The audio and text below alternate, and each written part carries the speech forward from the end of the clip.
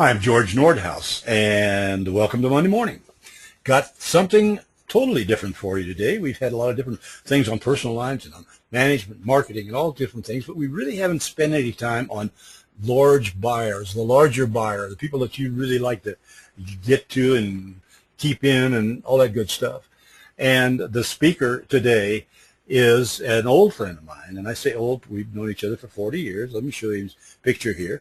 This is Rob Ekern. Rob, let me see your picture. There you go. Come back to it. There you go.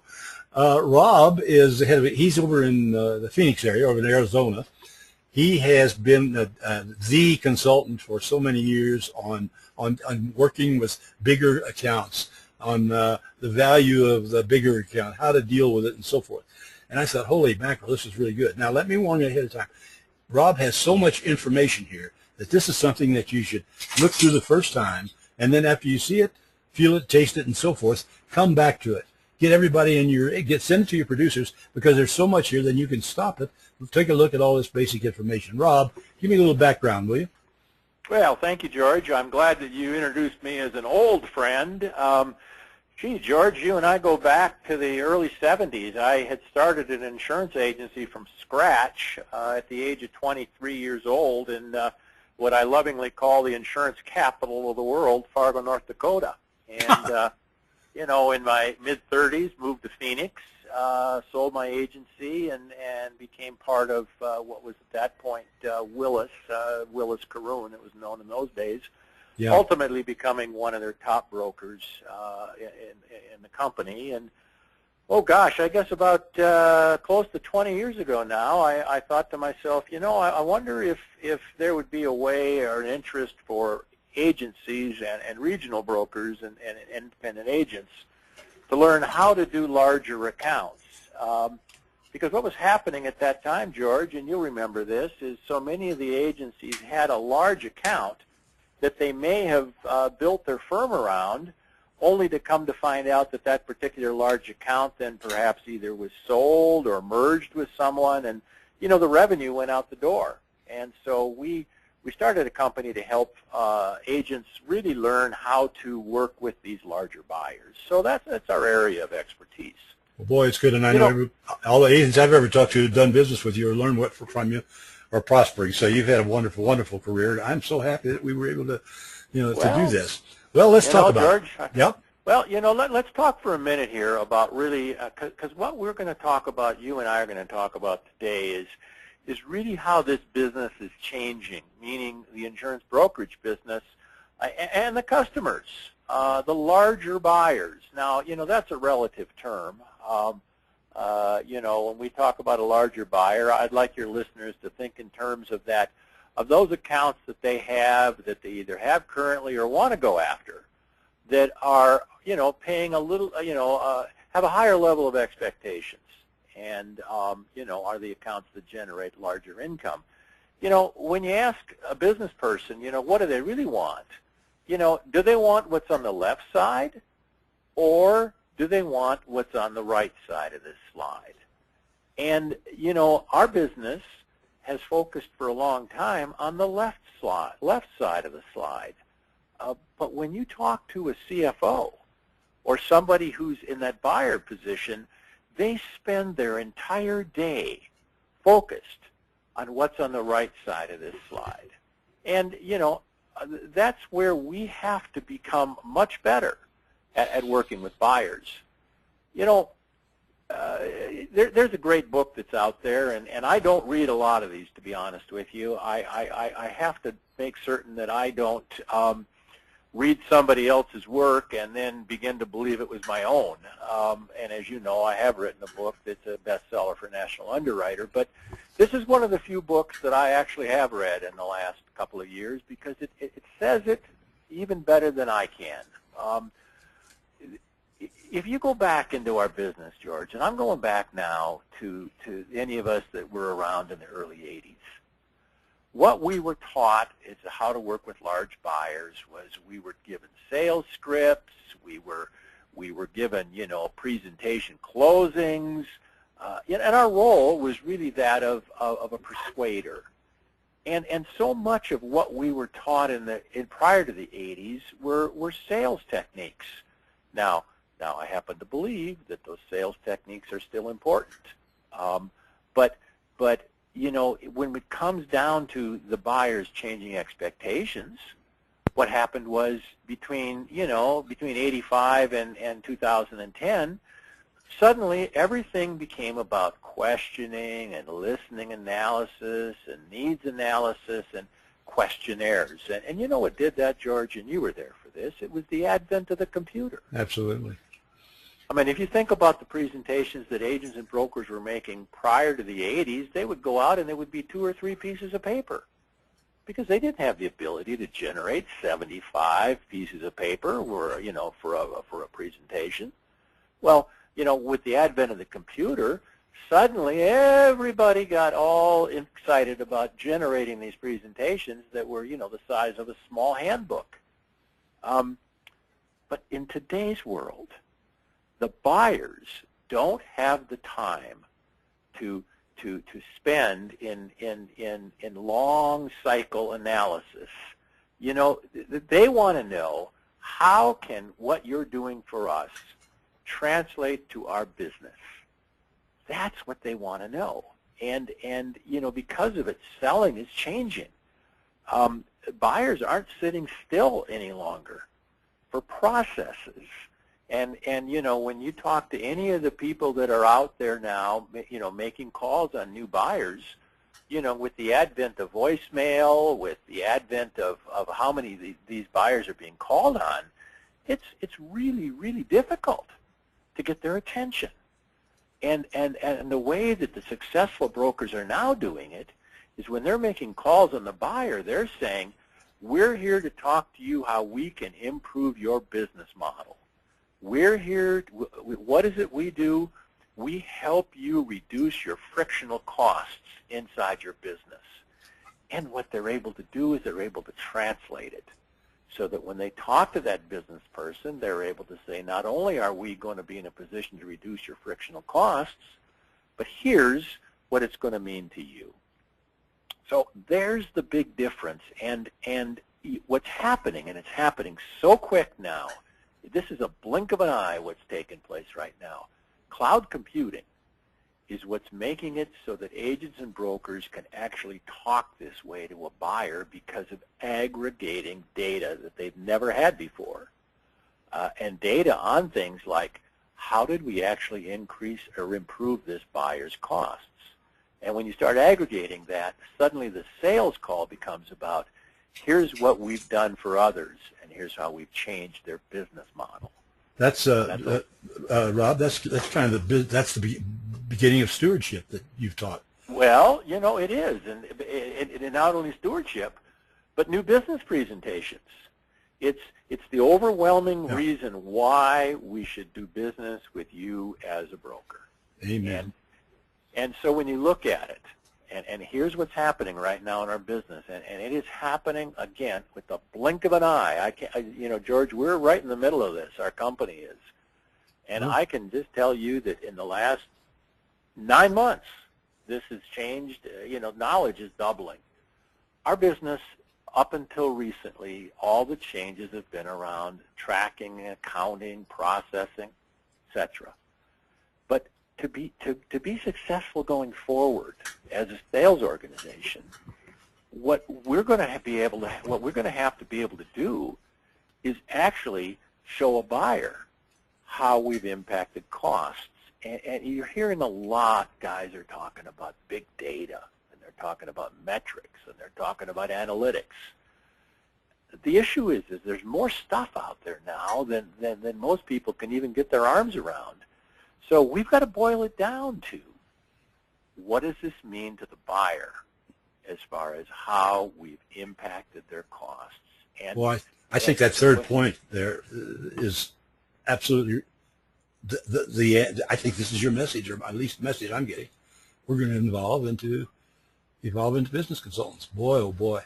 You know, we haven't thought about it that way. I mean, we've thought about ourselves as risk management consultants and all that sort of thing. Now we're talking about the whole enchilada, aren't we? Right. Well, and see, there's the missing piece. You know, for years we've talked about, well, we're consultative. We are business consultants. But when you boil it down, what most firms are talking about is, yes, they're consultants relative to the insurance coverages. That's not a business consultant. A business consultant changes a client's outcome. That's what they're hired to do. So this is now becoming real in the agency and the brokerage business. Okay. Because you've got to begin to look at the buyer, and here's where so many agents kind of get themselves in trouble. They'll go and they'll call on a buyer, and most of these guys now are CFOs, okay, on some of these medium and larger accounts. And I'd like your clients to think about that for a minute, or the people listening to this. The buyers of today, many of them are financially trained CFOs. And if you want to know what their main role is, the only reason they're there is to build an equity value for ownership. That is their whole job. Now the rest of what they do are just processes. But their main role is to build equity and to grow the owner's biggest asset. Now, whether it's a publicly traded or a privately held corporation, that's their job.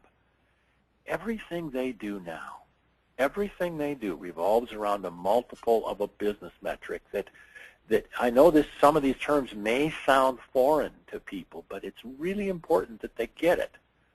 EBITDA, which is, you know, the earnings before interest, taxes, depreciation, and amortization. That's how they look at their financial statement. Mm-hmm. CapEx is a term that basically means this is their capital expenditures, meaning bring it down to the ground of even a contractor who says we need to buy 3 new trucks for next year. That's their CapEx. And then there's a valuation multiple. Every business is worth a multiple of value, okay? So let's sit tight for a minute on this. Can we kind of agree, George, that this is what a CFO is doing in a for-profit entity? Absolutely, 100%. I realize it now.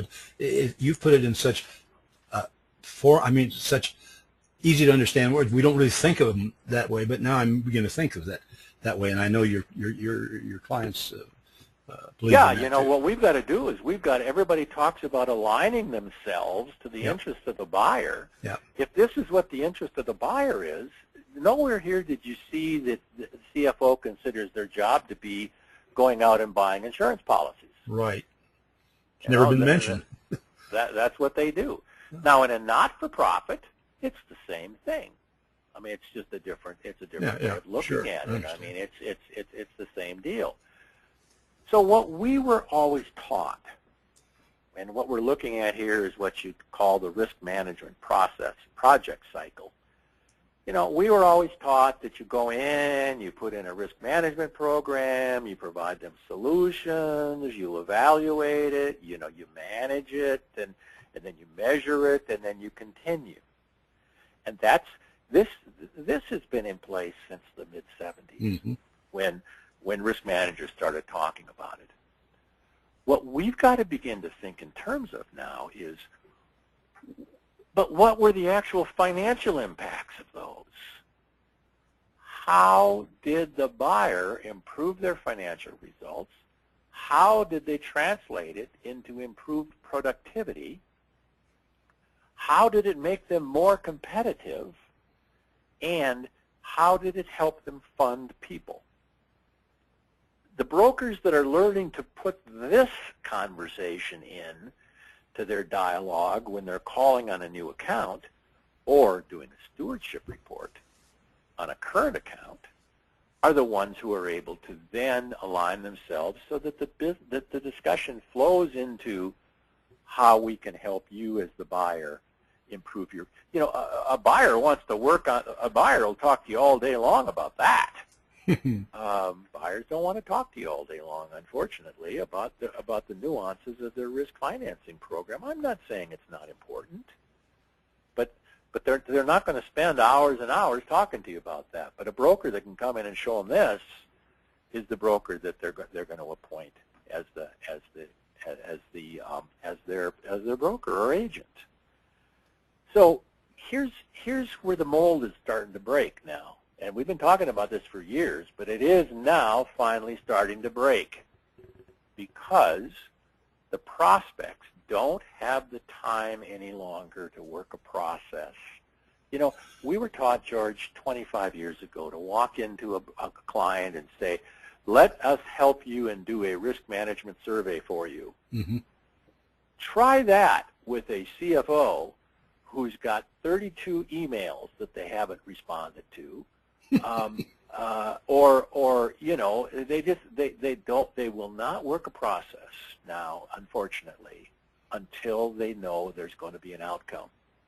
So what we've got to be able to talk to the buyer about is, here's the outcome that we're here to provide you, because that creates for them a sense of urgency, and we'll talk about that in a minute. And you know, this sounds so simple, and it's like anything else. The devil is in the details, but the focus has got to be on that business person who's looking to improve their profits. And I don't care what business it is; that's what they're looking to do. It's got to be on the outcome, not the product. And insurance, in its rawest form, doesn't give you that kind of an outcome. Mm-hmm. What does give you that outcome, though, is the brokerage and the agency that's able to show the buyer how they can bring in resource capabilities and reduce the buyer's costs in many other ways. That's the language that it, and you know, George, I'm sure you're hearing this from many of your people. You know, buyers just don't respond like they did. I mean, we used to come out with all the different cold calling techniques, and gee, George, you were the guy that taught me X-dating techniques in the 70s. That was state of the art in the 70s. Yeah, it was. Buyers, the big buyers anyway, don't return phone calls, unfortunately, like they used to. So, you know, here's one of the things that we've always kind of worked against us, is we as agents were really never taught to create a sense of urgency. You know, in any other selling business, the sense of urgency becomes about, why do we need to do this? Well, you need to do it because this is what you're going to get.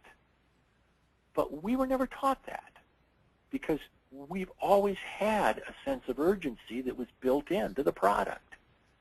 It's mandated on a certain date by the bank that you get insurance, right? Absolutely. And we never even had to set a time frame for the decision. It was all about, you know, X dates. And you know, we worked the process that was around the delivery of the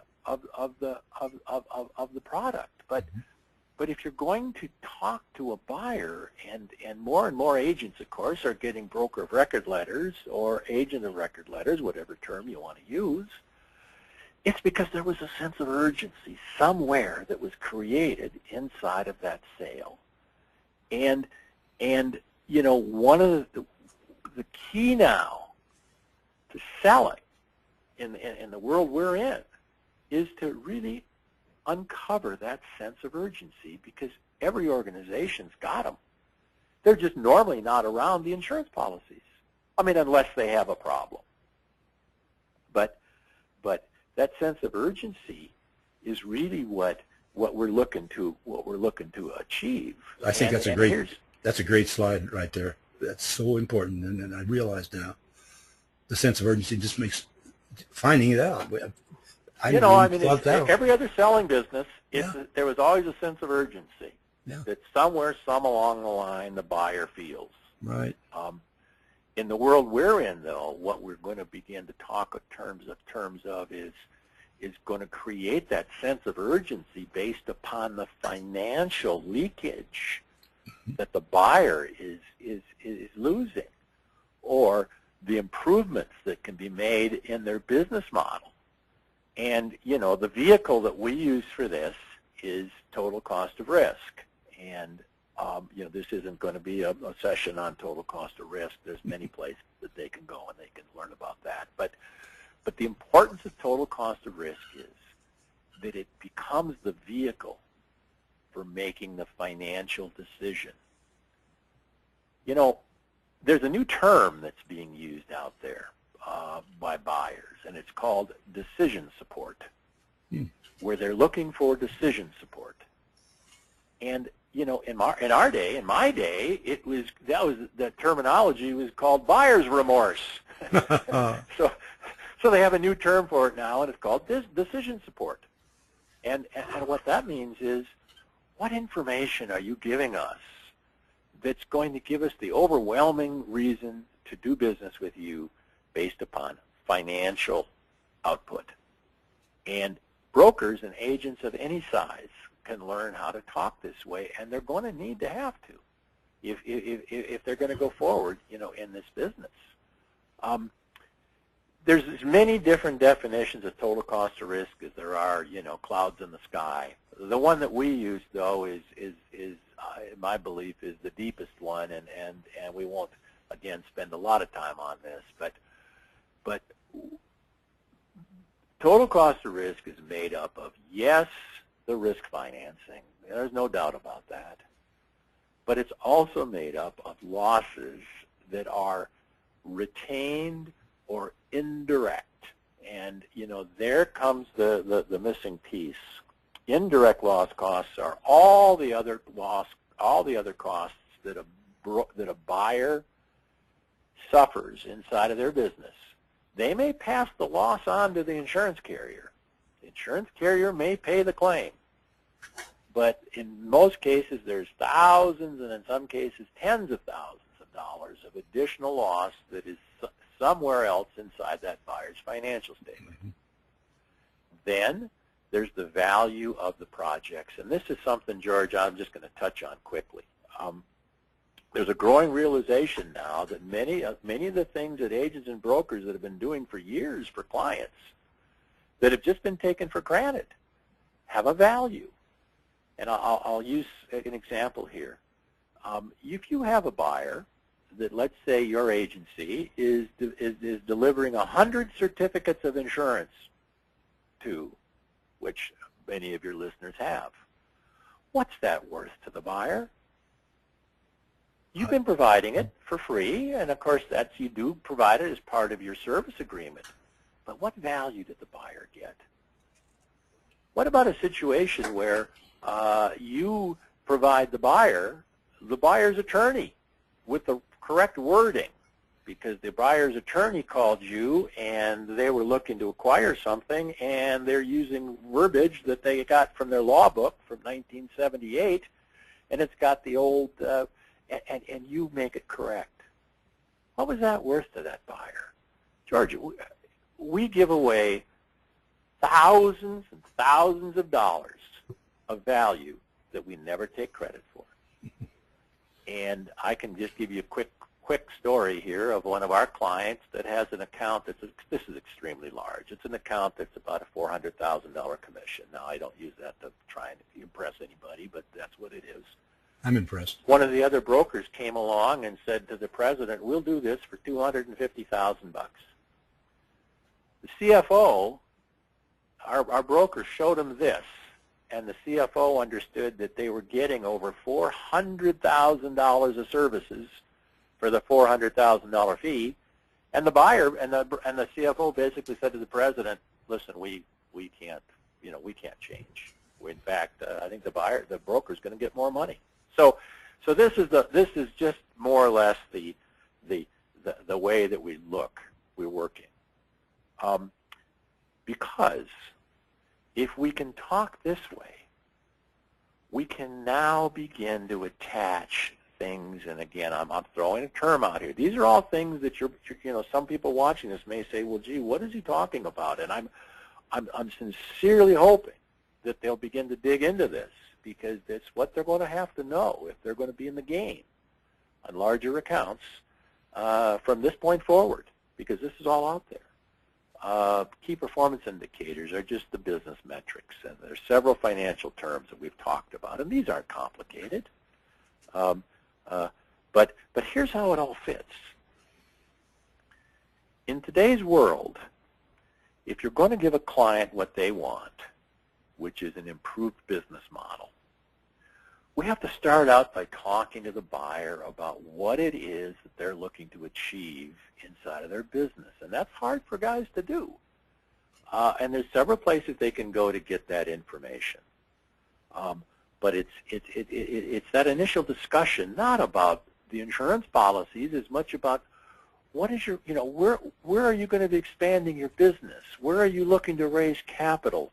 What do you see in the next 2 to 3 years as new markets that you're going to go into? All of those things are cost structure to the buyer. What we're then going to do is we're then going to take their data relative to their losses, their risk control program, their financial statements. We're going to attach them to our resource capabilities, and we're then going to show the buyer how we can reduce their cost structure. Then we're going to translate that back to them in terms of their own metrics. For instance, and this is a true story also. And again, one of our clients, meaning our broker clients, is working with a buyer who had just acquired a operation in China. Now, the biggest problem the CFO had was he discovered after they bought it that the furnace of this particular location in China needed to be replaced at a cost of $600,000. The broker, in their stewardship report, showed the buyer how they had returned to them, in essence, $400,000 of value. So what the broker did was he showed the buyer in terms of their own, this CFO, his biggest concern from a CapEx was, where am I going to get the $600,000 I need for a capital expenditure to provide this furnace? Our client basically said, hey, we've helped you recoup $400,000 of it. Now, that's what we're talking about as far as business value. And suddenly you're in the wheelhouse of the buyer. That becomes a stewardship report that talks about, here's what we've done for you. So again, without getting into it too deeply, we're using total cost of risk, which is the only measurement. And by the way, our total cost of risk is much deeper than what you see in most cases. Most brokers talk about total cost of risk as only the risk financing piece. And that's because they don't have the data that they need to be able to talk about the rest of it. So if you're going to be a business consultant, these are the things you need to be able to talk to the buyer about. And here's what the process looks like. You take their costs before us. By the way, this is either a stewardship report or a new business presentation. It's the same thing. It's just as a different audience. These were your costs before us, with us, over the course of the last several years. If this is a stewardship report, these are your current costs.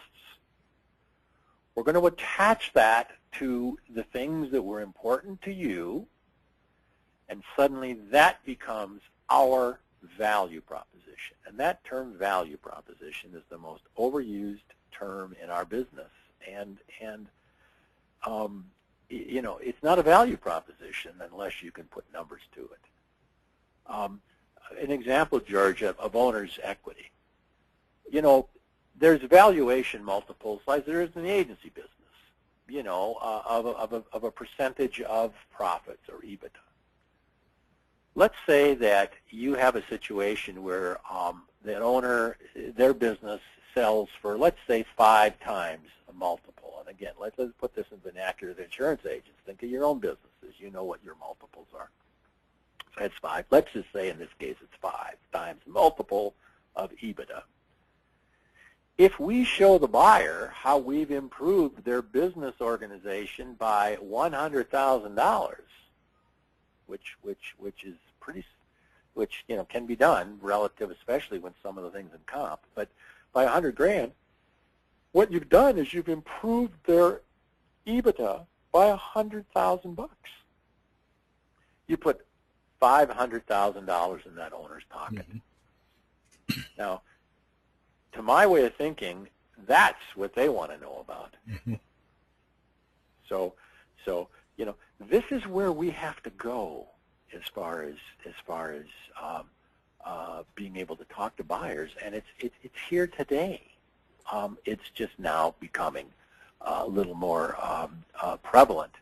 So here's an example, and these numbers may seem big to others. It may seem small. But this is an actual deal. Mm-hmm. To one of our clients. Mm-hmm. They improved their buyer's financial position by $268,000. Now, this particular firm had a real tight margin, and they were trying to make a 6% EBITDA goal. What this number gave them is basically a 40, roughly 38% of 1 point, which is that CFO's whole job all day long. Her job was to figure out how do we improve our EBITDA margin percentage. At a 10% profit margin going forward, that's equivalent of $2,687,000 of sales. And if they were looking to fund a $500,000 capital expenditure, we provided them with 54% of it. Now that's a stewardship report, George. I like that. Isn't it? Mm-hmm. That's beautiful. That's a stewardship we can prove it. report. Yeah. Or that's a new business presentation. So, we've covered, this subject, as you can tell, George, is this is just kind of a top cut of something that is now taking place inside the business. So how do you deliver this if you're a successful agent or broker? Well, the first thing isn't stewardship reports. You got to be able to talk this way to a buyer. Stewardship reports, most of them haven't really been very good in our business. They've been just a list of features. We did this, we did this, we did this, we did this. Oh, we changed your loss ratio from this to that. And I hate to say this to people, but it's true. Loss ratios don't mean much to a buyer anymore. They mean something to insurance companies. But loss ratios don't. They're just a statistic. It happens all the time. Agents and brokers will lose an account, and they'll say, well, geez, we did a good job. What happened? Well, we didn't translate that to what it meant to the buyer. Mm-hmm. If they understood it, they'd never leave a broker. Second point is on a conceptual presentation, and that is everybody talks a lot about not bidding on insurance. Well, if you're not going to bid on insurance, what are you going to do? What I would tell you is that what you're going to do is you're going to show the buyer how we're going to change your cost structure.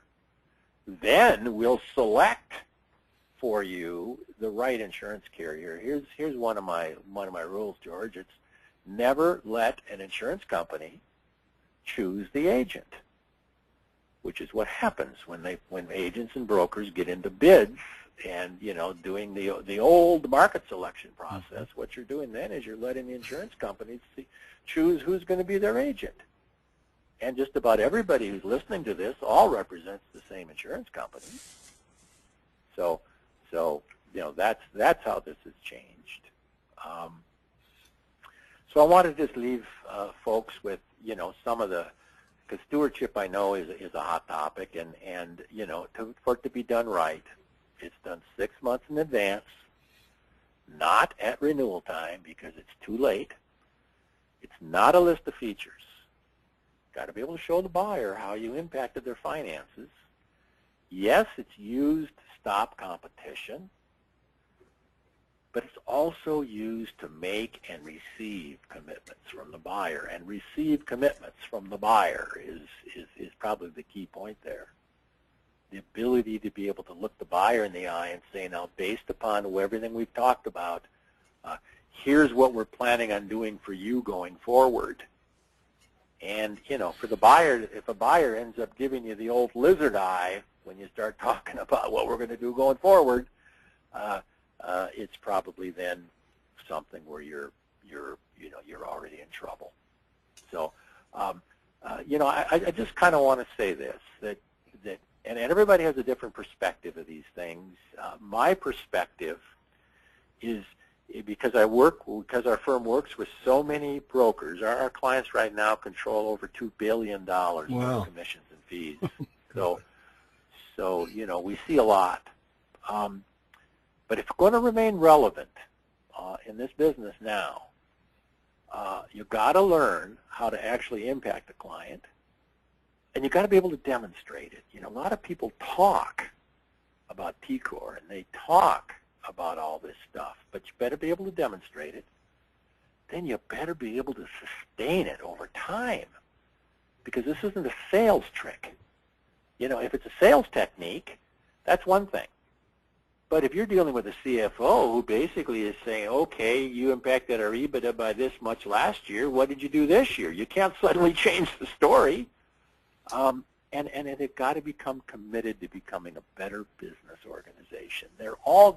Everybody who's listening to this, George, is very, very good at understanding risk, maybe managing risk, insurance placements. But I think, as we all know, it's pretty hard on a new account to make that your selling point, unless the buyer has some. Well, let me tell you that I'm really excited about stewardship. I didn't really know much about it until I started doing these Monday mornings and looked into it more. And then I'm going to ask you something, put you on the spot. I'd like to bring you back here sometime in the near future, so we could talk about some of these. Oh yeah, I bet you will. You've never been shy, but boy, I think we need to go further into this. There's no question. Well, I think that's fine. But without having this back story, George. Yep. If we then started talking about stewardship, it would just be about information. What we've talked about now becomes the basis of the brokers, not just stewardship, but new business presentations. And which is why I said at the beginning, this is going to be a little longer than our normal ones, but it is so important because this is the basics. This is the primer of what's going on in this stewardship and the new world of dealing with larger accounts. So if people want to learn more, Rob, what can they do here? Well, George, here's a couple of things. Yep. We have what we call our learning management system, which is a series of 8 45-minute presentations that firms can obtain and sit in their boardrooms and learn this, or a broker can even sit at a computer, and learn it. We're talking now about the idea of and the method of TCOR. I'm fortunate in that I do have what's been a bestseller for National Underwriter that is a book that they can obtain through National Underwriter on this subject, and it does touch on stewardship reports. Good. And they can get that at newco.com, which is the National Underwriters group. Right. We've got a group on LinkedIn for those of you that are members of LinkedIn, and it's the Total Cost of Risk group, where we talk about these things on a regular basis. And if they'd like to go to our site, they can subscribe to our regular blog, which we write on a regular basis that is on these subjects. So, George, I know that we've covered a lot of ground here. My hope was to maybe try and give a little back, because George, I can't tell you how many times I listened to many of those tapes that you produced way back in the day. You taught me the business, man. Well, I tell you, the secret to that success is just outlive everybody. and you and I have, and we're still going strong, and we're just so far, so coming good, up with George. all this new stuff. Rob, listen, thank you very much, and I really will be back. We will be back with more of this in the near future, because it just needs it. It's vital to the future of our agency system. So, for the rest of you, don't forget, you can always go back to the email and pick on click the E&O tip of the week, or you can get to the quiz flash in there at any time. We have these all archived, so you can always come back to it. Please show this or send this onward to any of your producers who would be involved in this, and